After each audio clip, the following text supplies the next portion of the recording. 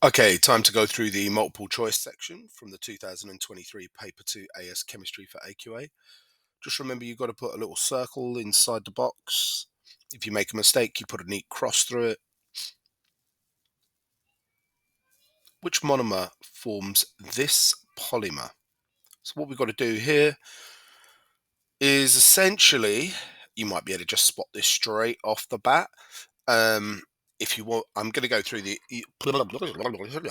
pause the video, have a go, and then I'll go through the answers. I'm going to go through each one and show you why they're not the correct one. Okay, so first up we have but1-ene. So it's got a double bond on the first carbon, but1-ene. What's the polymer it's going to make? Well, remember, you just take away the double bond, and around the double bond you put brackets where the double bond used to be, and then you fold everything else underneath. So the CH2, CH3 is going to fold underneath where the double bond was, and that does not match our monomer. So now let's look at E-but2-ene. Now, this is but2-ene, so the double bond's in the middle, and it's E, entogen, which means opposite. So it's going to have a CH3 group opposite across where the double bond used to be. So CH3 there, and an H and an H. And you can see that doesn't match our monomer. So that's the incorrect answer. Now let's look at Z-but2-ene, and that's basically going to be two H's either side of where the double bond used to be, and two CH3s either side of where the double bond used to be. And again, that's not going to match our monomer. Now, looking at the final one, we have methyl propene. So the methyl group has to come off of the middle. Otherwise, if you stick it off of carbon 1 or 3, it's going to end up being butene. So methyl propene, it has to come there. And when we draw this out, we tuck the first CH3 under because the brackets go around the double bond. And when you do that, look, you get a CH3 at the top, which was the methyl from the methyl propene. And the CH3 from the start of the propene gets tucked under, and it does match the monomer in the stem of the question. So the answer here is D. Okay, let's move on to multiple choice question 10. Which equation represents a propagation step in the chlorination of methane? Okay, I don't like these ones with a hydrogen free radical. They're obviously not in the chlorination of methane. Obviously, we should, yeah, let's get rid of A. That's got a hydrogen free radical. We don't like that. Here we've got a chlorine free radical attacking a methane. And again, it's forming a hydrogen free radical. That doesn't happen. So you're really looking at the answer C here. You've got a methyl free radical attacking a chlorine, and it reforms another free radical, so it's propagation. This final step, D, is a termination, so that's not the correct answer. Right, let's go to 11, which is the overall equation for the reaction of CCl2, CH2, CCl3, sorry, with an excess of chlorine and ultraviolet radiation. Notice there are two, that on the CH2, as it's an excess of chlorine, that means you're going to get both hydrogens in the middle there substituted for chlorine. So the only one that fits that description is C. Okay, and it's due to the fact there's an excess of chlorine, so you get both hydrogens substituted. Question 12. Most scientists believe that ozone in the upper atmosphere should not be allowed to become depleted. What's the valid reason? Well, ozone absorbs ultraviolet radiation. It doesn't help prevent global warming, and it doesn't help to remove pollutants such as chloroalkanes. However, it can be used to kill viruses and bacteria, but that's nothing to do with the depletion and why scientists are worried about its depletion in the atmosphere. So the answer is A. Right, question 13, which is not a possible product of the reaction of this compound with potassium hydroxide. Okay, so pause the video and have a go at this one, and then I'll go through the answers. Okay, well, when you have potassium hydroxide, essentially, we're not really looking at the potassium hydroxide. We're looking at the hydroxide ion, which is going to attack.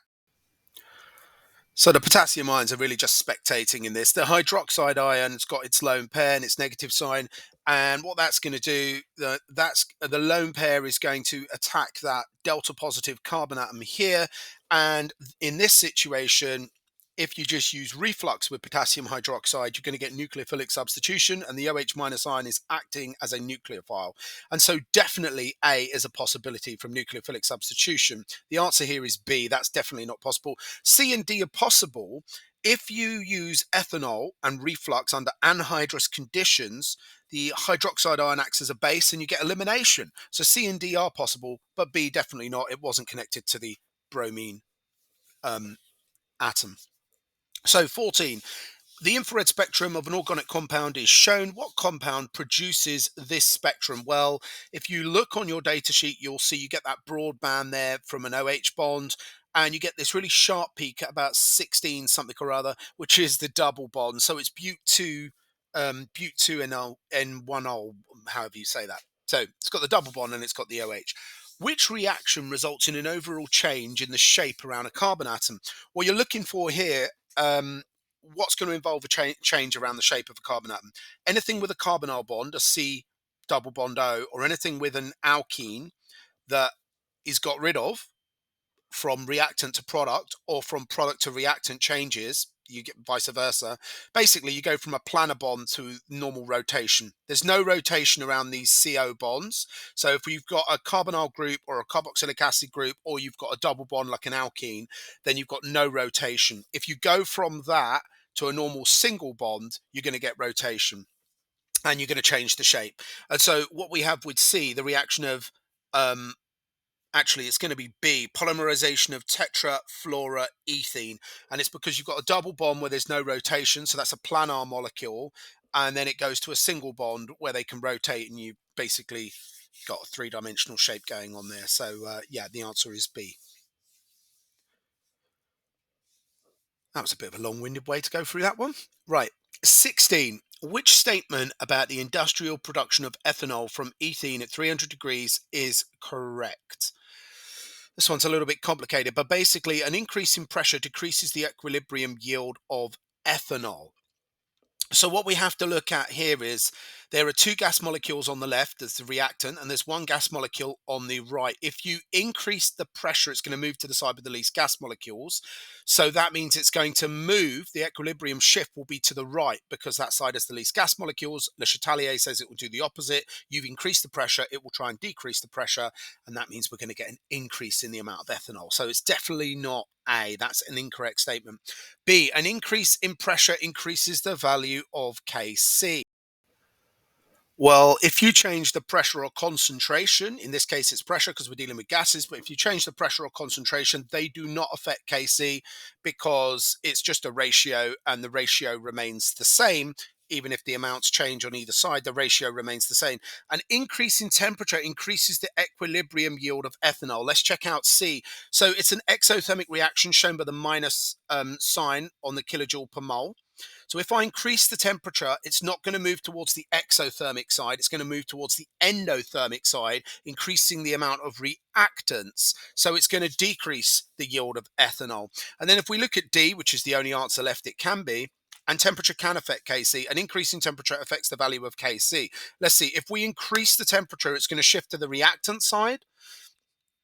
Oh no, sorry, an increase in temperature decreases the value of Kc. That sounds right.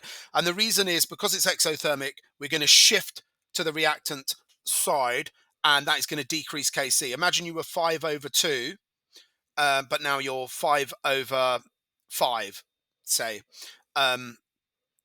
So you're going to get a smaller Kc. Instead of being 2.5, Kc is going to go to 1. You're basically, we're doing products over reactants. And if you, in this situation, if you increase the temperature, you're increasing the reactants at the bottom of your division calculation there. And so that's going to reduce the value of Kc. And temperature is the only thing that's going to affect the value of Kc. Concentration and pressure don't. Right. We can zing on. I could do 4/2 is to whatever. Yeah. Doesn't really matter. You get the idea. Anywho, 17. What is the minimum volume in decimeters of air needed to complete? Oh, that's a bit better. Can read a bit better now. Yeah, what is the minimum volume in decimeters of air needed for the complete combustion of 1 decimeter of methane? Assume that air contains 20% oxygen by volume, so only 20% of the air is oxygen. Assume that all volumes are measured at the same temperature and pressure. So what we need to do, that means that decimeters is equal to moles.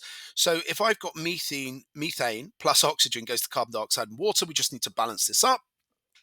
So I need 1 carbon dioxide, but I'm going to need 2 H2O because I need those 4 hydrogens on the methane to be balanced. And that means I've got 4 oxygens on the right, so I need a 2 here. And this tells me the ratio of oxygen to methane is 2 to 1. So I'm going to need double the amount of oxygen. So if I have 1 decimeter of methane, I'm going to need 2 decimeters of oxygen, right? So you would think the answer is B. For 1 decimeter of methane, I'll need 2 decimeters of oxygen. But remember, it's asking us how much air do we need? How much air do I need to get 2 decimeters of oxygen? Well, only 20% of the air is oxygen, so I'm going to need 10 decimeters of air in order to get 2 decimeters of oxygen to completely react with the methane. So I need 10 decimeters of air. The question wasn't how much oxygen do we need, but how much air do we need? So the answer is D. Superbulous! Right, we're moving on to question 18.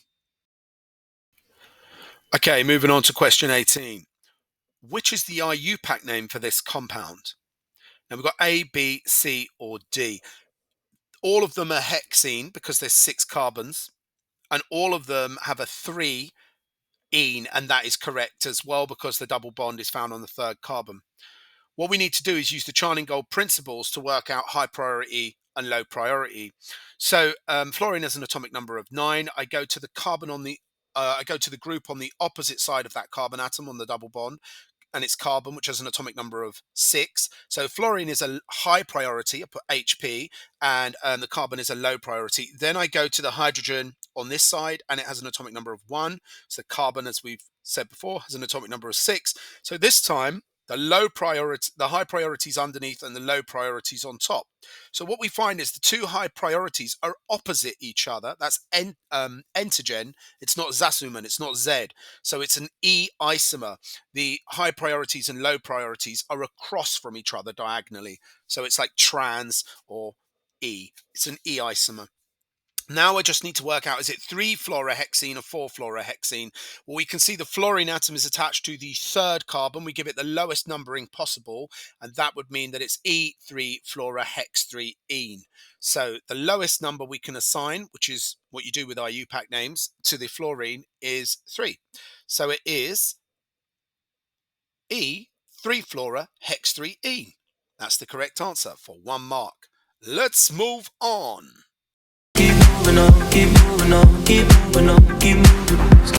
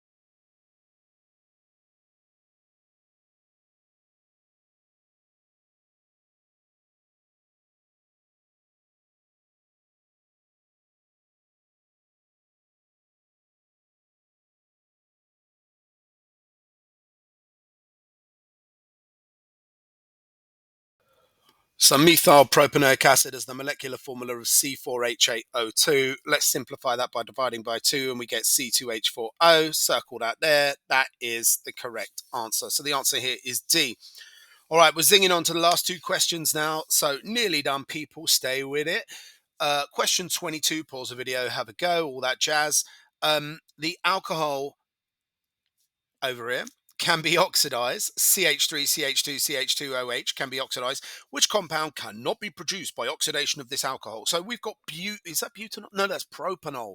Right. If you burn propanol, you're technically oxidizing it. It's combustion and you're going to release carbon dioxide. So you can make carbon dioxide by adding oxygen to it when you burn it.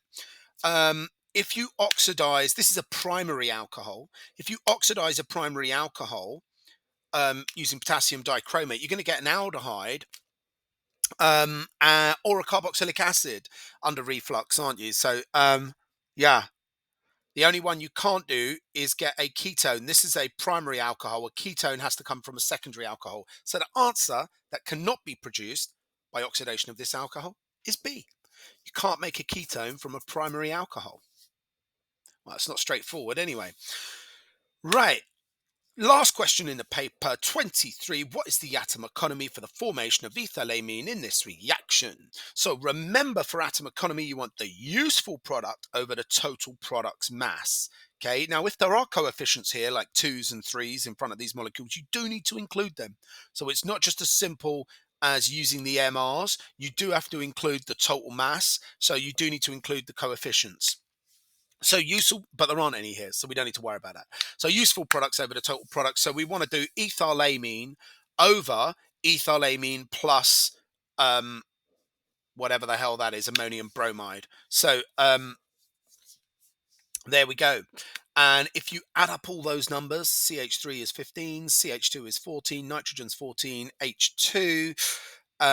So that is going to be 45, and then we're going to do that over that plus the N is 14, H is 4 plus bromine 143, 45 over 143 times by 100. What do we get? I think we're going to get 31.5%, roughly, once you round it up. There we go. I hope you enjoyed that. Sharing's caring. Hit the like, punch up the bell, subscribe. Let's get to the marks. I'll see you on the next video. You're still here? It's over.